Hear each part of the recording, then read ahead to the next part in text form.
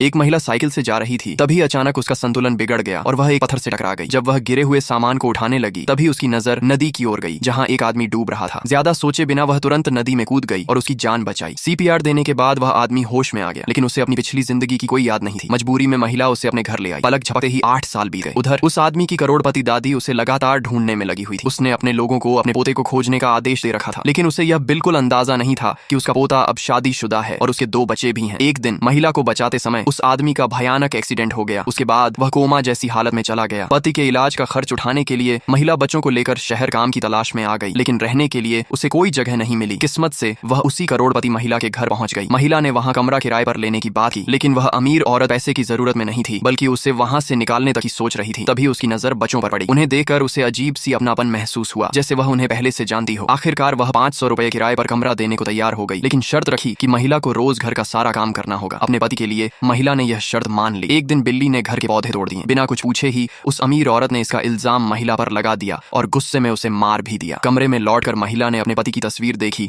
और रोते हुए खुद को संभाल नहीं पाई। उसी समय एक दोस्त का फोन आया। उसने कहा कि उसने उसके लिए नौकरी ढूंढ ली है, लेकिन जब वह वहां पहुंची तो उसे पता चला कि उसके दोस्त ने उसे 10,000 रुपए में एक बार को बेच दिया है। जब महिला को सच्चाई समझ आई तो वह भागना चाहती थी, लेकिन तब तक बहुत देर हो चुकी थी। दूसरी ओर लड़के की नजर उस अमीर औरत के हाथ में मौजूद एक जेड के लॉकेट पर पड़ी। उसने कहा कि ऐसा ही लॉकेट उसके पापा के पास भी है। ये सुनकर वह औरत चौंक गई। उसने बच्चे से उसके पिता के बारे में पूछा। छोटी बहन कमरे में गई और अपने पिता की तस्वीर लेकर आई। जैसे ही उस औरत ने तस्वीर देखी, उसके पैरों तले जमीन खिसक गई। उसे समझ आ गया कि जिस महिला को उसने मारा था वह कोई और नहीं बल्कि उसकी अपनी बहू थी।